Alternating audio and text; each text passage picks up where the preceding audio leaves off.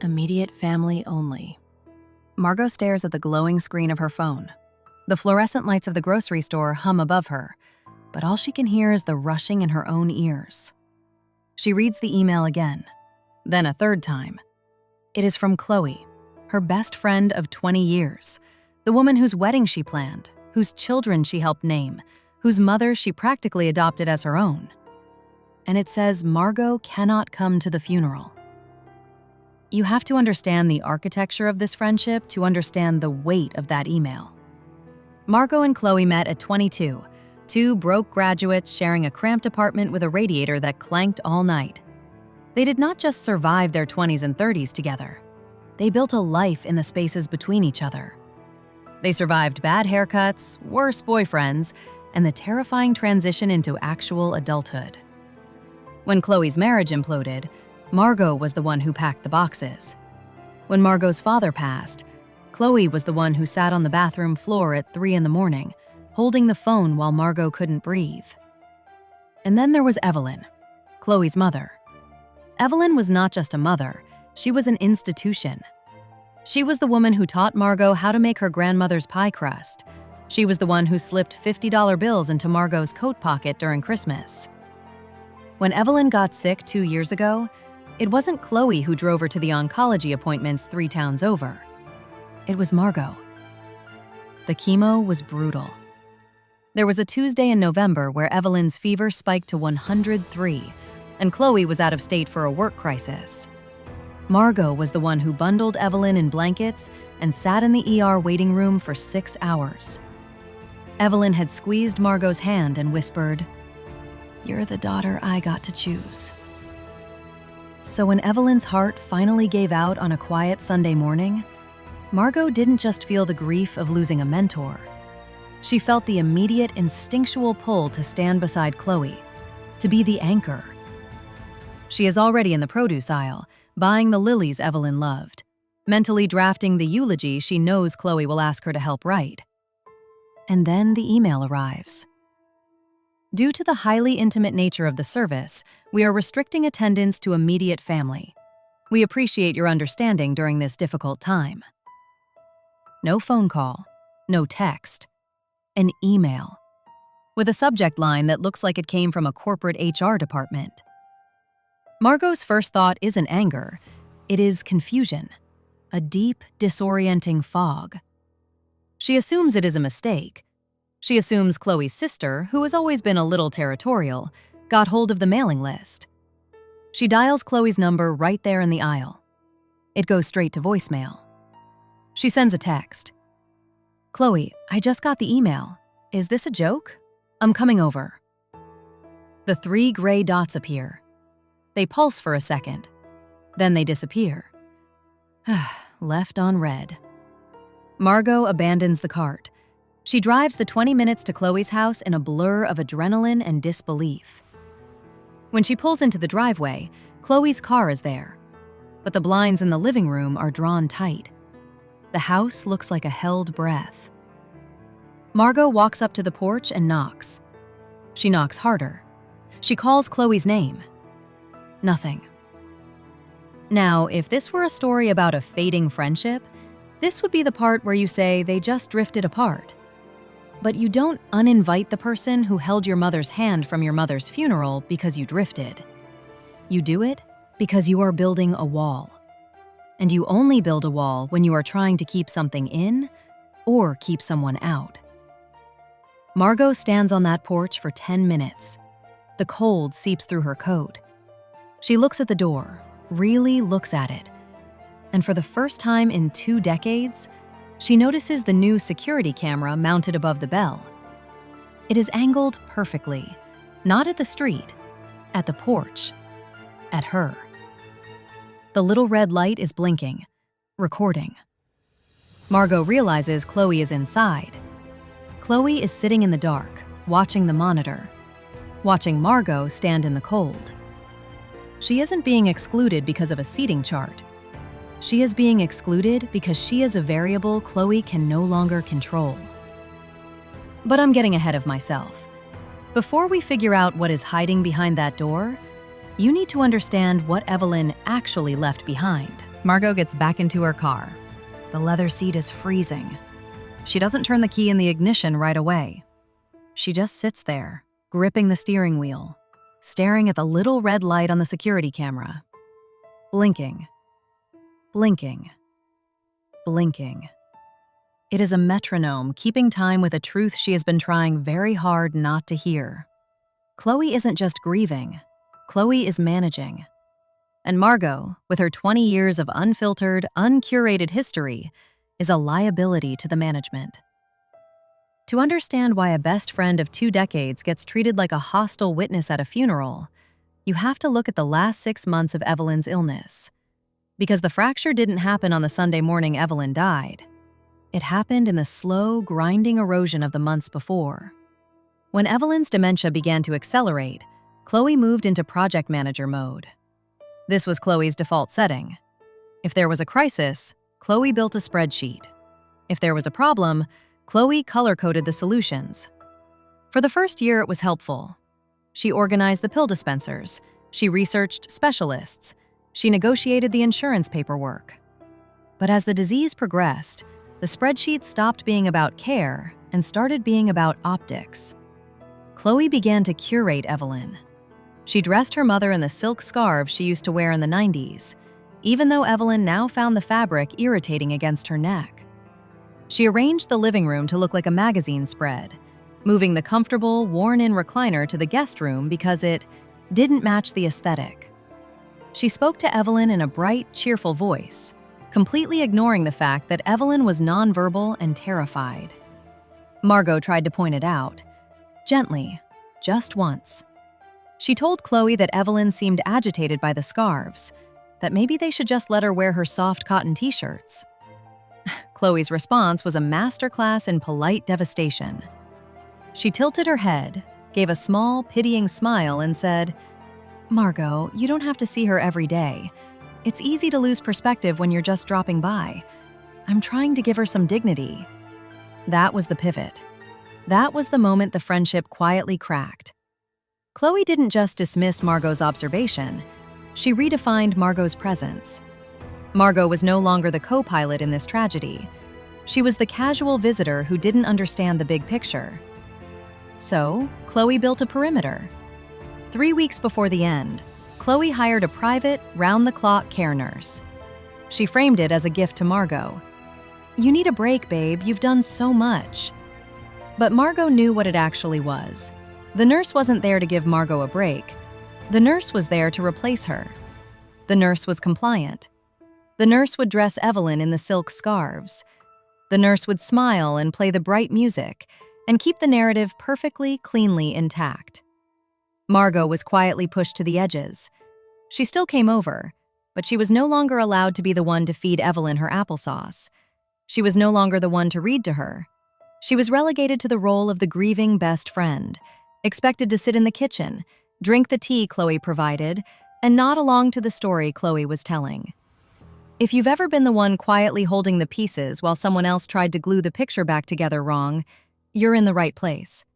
Hit subscribe and let's keep going.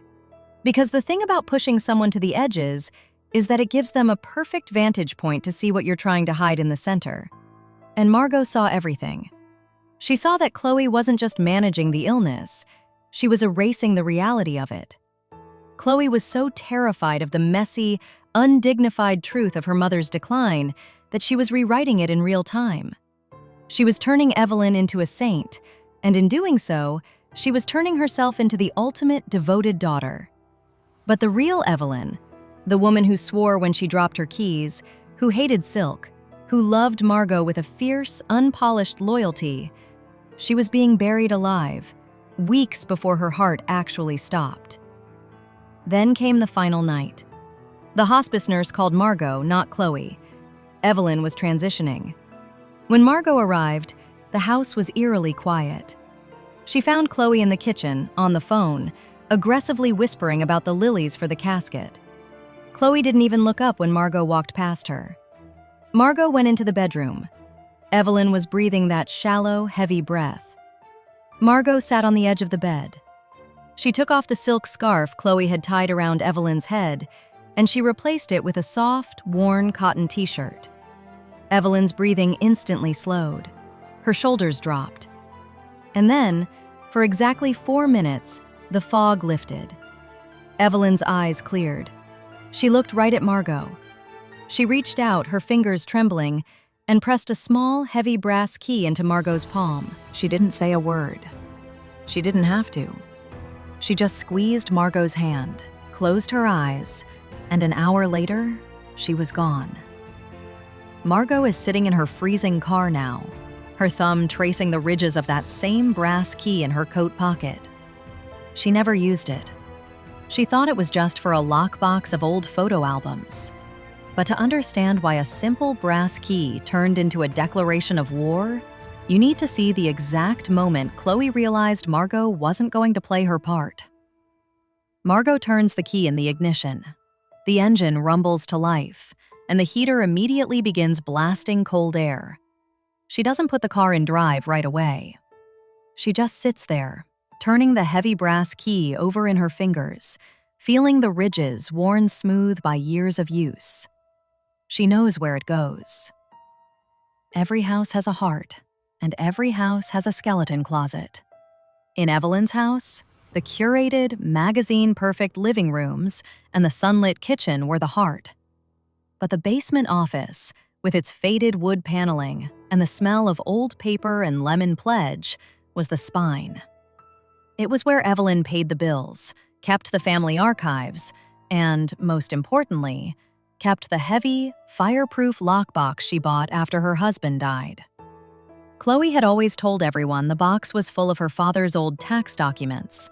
She said she threw the key away years ago because it was too heavy to carry around, and that they'd just have to call a locksmith if they ever needed to get in. But Margot is holding the key, and Evelyn made sure she had it. Margot drives back to the house. The funeral home took Evelyn's body an hour ago. The driveway is empty. The house is completely, profoundly silent. Margot lets herself in through the back door. The air inside is stale, smelling faintly of the expensive lilies Chloe ordered for the viewing. She doesn't go upstairs. She walks straight to the basement door, flips the light switch, and descends into the quiet. The office is exactly as Evelyn left it.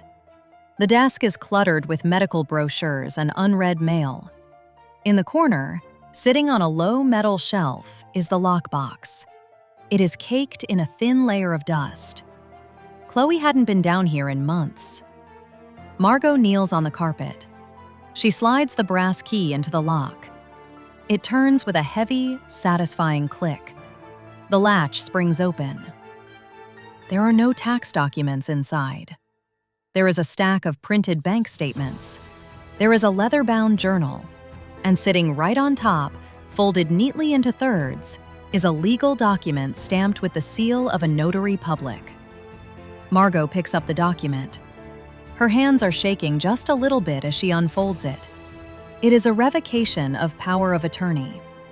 Evelyn had signed it. The date at the bottom is exactly 12 days before she died.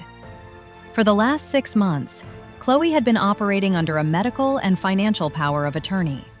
It was the legal shield that allowed her to hire the private nurses, manage the accounts, and control every single aspect of her mother's life. But 12 days before the end, while Chloe was out of state for a work crisis, Evelyn had a lucid window. She had called a mobile notary to the house. She had signed this paper, legally stripping Chloe of her authority, and she had hidden it in the one place Chloe never looked. She didn't just hide a piece of paper. She hid her mother's autonomy. She looked at a legally binding choice made by a dying woman and decided it was inconvenient for the narrative. Margot opens the leather-bound journal. The handwriting is shaky, the letters large and uneven, written by a woman whose hands were beginning to fail her. But the words are razor-sharp. Evelyn writes about the silk scarves. She writes about the bright, cheerful voice Chloe used, which made Evelyn feel like a pet rather than a person. She writes about the private nurse who wouldn't let her eat the foods she actually liked because Chloe had put her on a heart-healthy, aesthetic diet. And then, the final entry, dated the day before she died. Chloe is draining the savings to pay for the house renovations she wants to do before she sells it. She thinks I don't hear her on the phone. She thinks the dementia has taken my ears, too.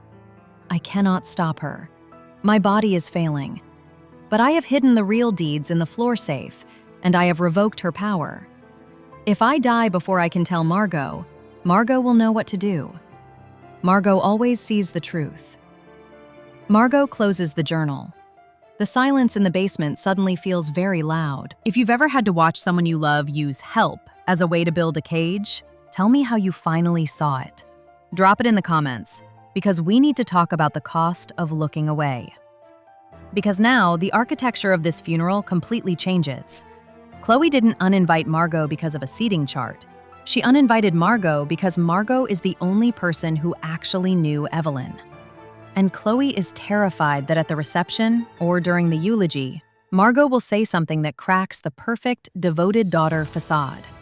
Chloe needs the narrative to hold, because if the narrative holds, nobody looks at the bank accounts. Nobody looks at the house renovations. Nobody asks why the power of attorney was never officially filed with Evelyn's bank. Chloe thinks she has successfully quarantined the truth. She thinks Margot is sitting at home, crying into a cup of tea, accepting her exclusion. But Margot isn't at home. She is sitting in the basement, holding the exact leverage Chloe has been praying didn't exist, and the funeral is in less than 18 hours. Margot pulls out her phone. Her hands are steady now. The confusion is gone, burned away by the cold, sharp clarity of the journal. She photographs every page. She photographs the revoked power of attorney. She photographs the bank statements showing the massive, unexplained withdrawals. Then she looks at the floor.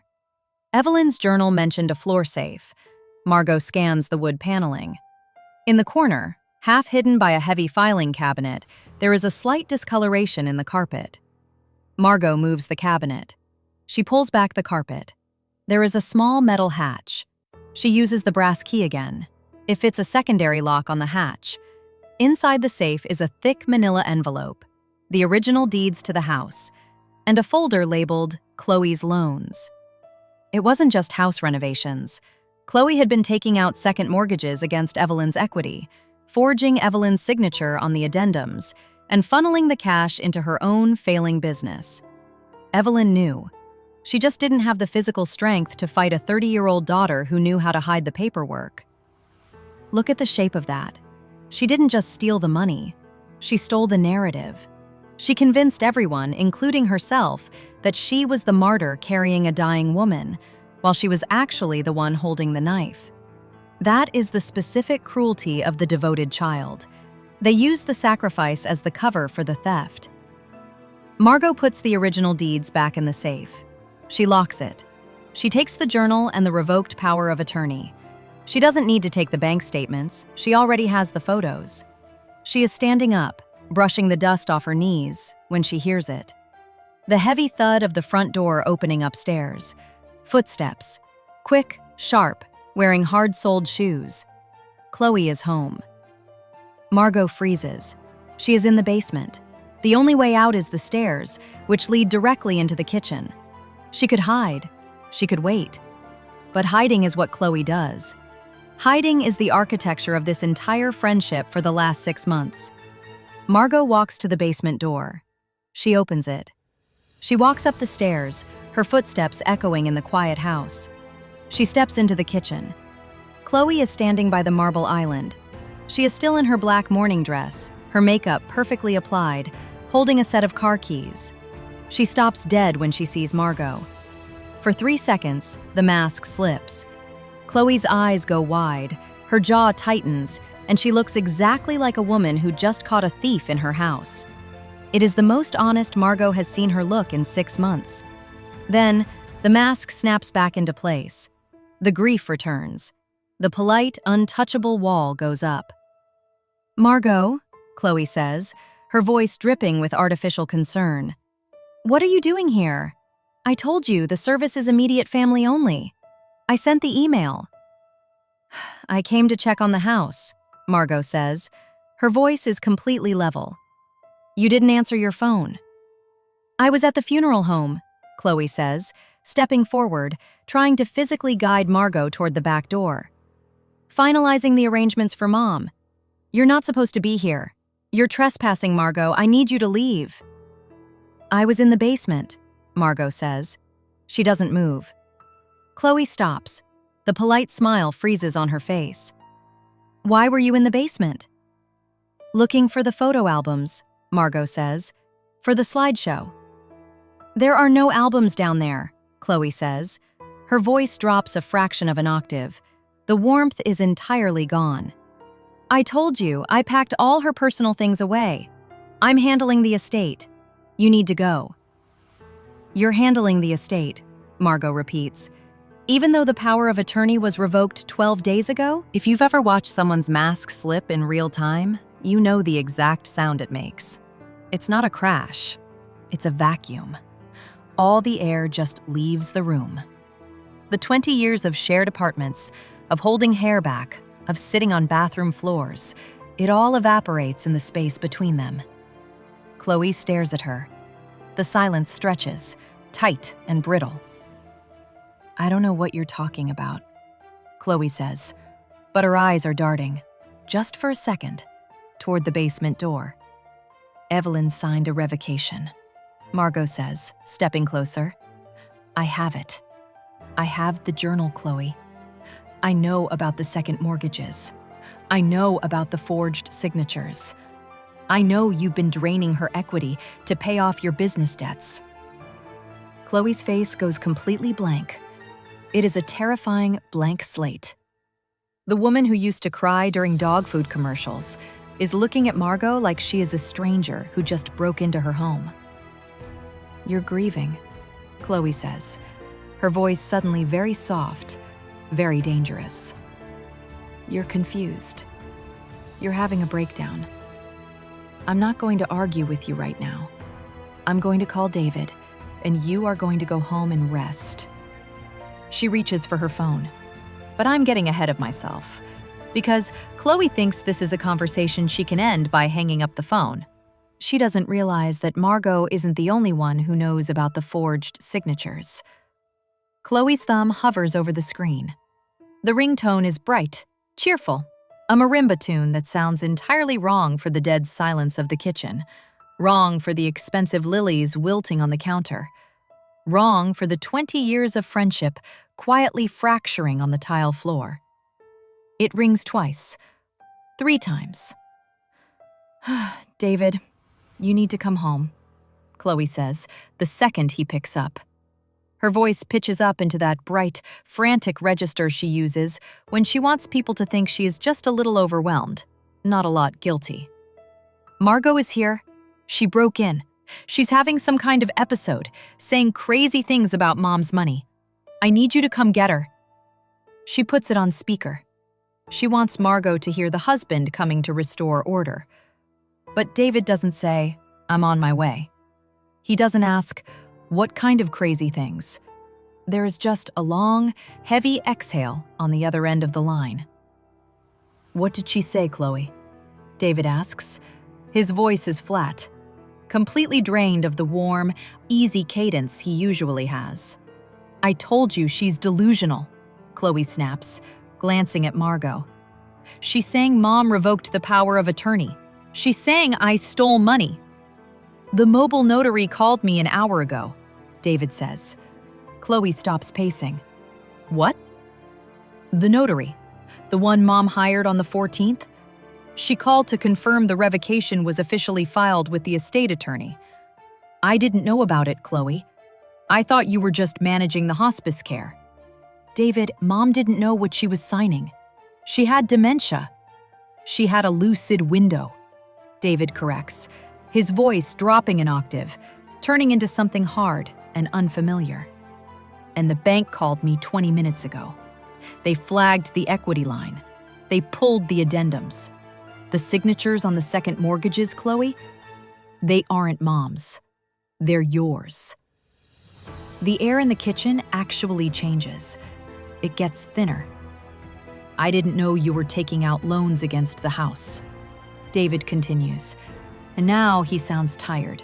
Not angry, just profoundly, deeply tired.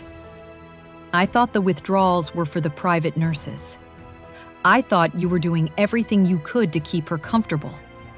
But you weren't just stealing her money. You were stealing her house.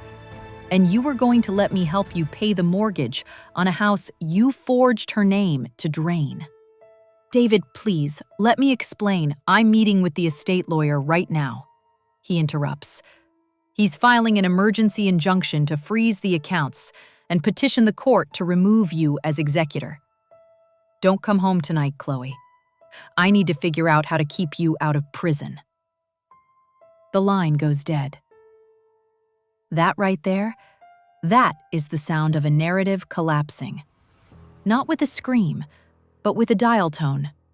She spent 6 months building a fortress of grief to hide a theft, and she forgot that the person she was hiding it from was sleeping in the same bed.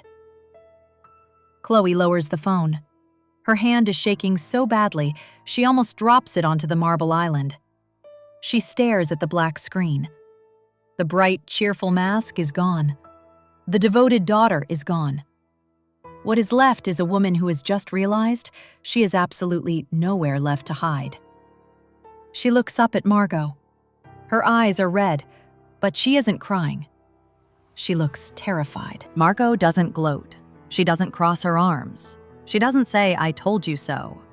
That isn't who she is. She is the woman who held Evelyn's hand when Chloe was too busy curating the aesthetic. "You didn't just uninvite me from the funeral, Chloe," Margot says, her voice barely above a whisper, but it fills the entire room. "You uninvited yourself from your own life. You thought if you kept me out of the room, I couldn't see what you were doing. But you didn't need me in the room to see it. I saw it every time I looked at you." Chloe sinks into one of the kitchen stools. She puts her face in her hands. A small, fractured sound escapes her throat. It isn't a sob. It's the sound of a person realizing the bill has finally come due. "What do I do?" Chloe whispers into her palms. "Margot, what do I do?" Margot walks over. She doesn't hug her. The 20 years of shared apartments and bathroom floors are dead, killed by the forged signatures and the silk scarves. But she doesn't leave her alone on the floor either. "You call your lawyer," Margot says gently. "And then you figure out how to walk into that funeral home tomorrow and tell the truth." But I'm getting ahead of myself. Because Chloe is about to make one last choice about that funeral, and it's going to determine whether she walks out of those doors a daughter in mourning or a defendant in handcuffs. The funeral is on a Tuesday. It is one of those crisp, overly bright autumn days that feels almost offensive when you're supposed to be mourning. The church is packed. The air is thick with the suffocating, sweet scent of the lilies Chloe ordered. Hundreds of people. Colleagues, neighbors, extended family. All of them there to say goodbye to the curated version of Evelyn. Margot sits in the third row. She is wearing the black coat Evelyn bought her for Christmas 5 years ago. She watches the procession.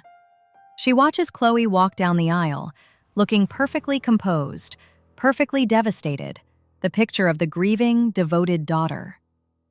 Chloe steps up to the podium. She adjusts the microphone. She pulls a folded piece of heavy cream paper from her pocket. "My mother was a saint of patience," Chloe begins, her voice trembling with practiced, perfect fragility. "She moved through the world with a quiet grace that I can only hope to emulate. She never raised her voice. She never complained. She simply loved." The congregation murmurs in soft, sympathetic agreement. Chloe looks down at the paper.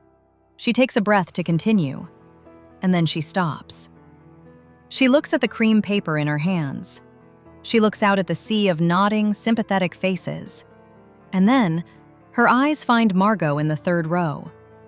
The silence in the church stretches. It goes from a reverent pause to an uncomfortable stillness. The microphone picks up the sharp, shaky intake of Chloe's breath. "My mother," Chloe says, and her voice is entirely different now. The fragility is gone. It is flat. It is raw. "My mother hated silk. She thought it was scratchy and pretentious. She wore it because my father liked it, and after he died, she wore it because I told her it made her look dignified. A ripple of confusion moves through the pews. Chloe's sister, sitting in the front row, turns around, her face pale. Chloe puts the cream paper down on the podium. She grips the edges of the wood. She swore when she dropped her keys, Chloe says, her voice gaining strength, echoing off the stained glass. She ate ice cream for dinner when the hospice nurses weren't looking. She was messy, and she was loud, and she was terrified of the dark. And I was so afraid of the mess of her dying that I tried to curate it. I tried to control it. I pushed away the people who actually knew her because they were a mirror I didn't want to look into. She didn't just break the script.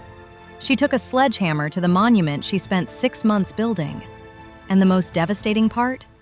She didn't do it for Margot. She did it because the weight of holding up a fake version of her mother finally crushed the real version of herself. Chloe doesn't confess to the forged signatures. She doesn't mention the bank accounts or the second mortgages. That is for the lawyers, and the lawyers are already waiting. But she strips away the lie of the saint. She gives the congregation the real Evelyn. And in doing so, she finally lets her mother rest. When the service ends, there is no receiving line. People are confused. Some are whispering. Margot walks up to Chloe in the narthex. Chloe looks exhausted. The makeup is smudged. The posture is gone. David is meeting me at the house, Chloe says quietly. The estate attorney is there too. I'm signing the house over to the bank to cover the equity line. I'm going to have to figure out the rest. Margot looks at her. The 20 years of shared apartments, of holding hair back, of sitting on bathroom floors. It is gone. The friendship didn't just fracture. It dissolved under the weight of the truth. But Margot doesn't feel anger anymore.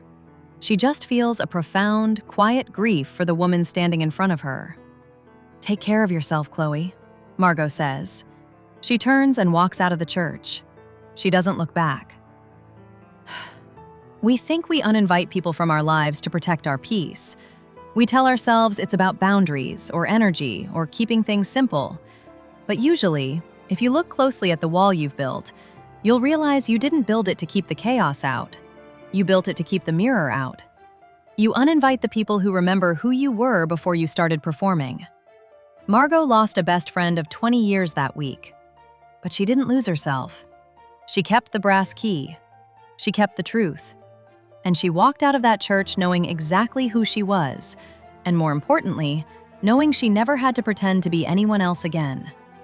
If you've ever had to walk away from someone because they needed you to be an audience member instead of a friend, there's another story waiting for you right here that speaks exactly to that. People always show you who they are. Wettedy just slows it down.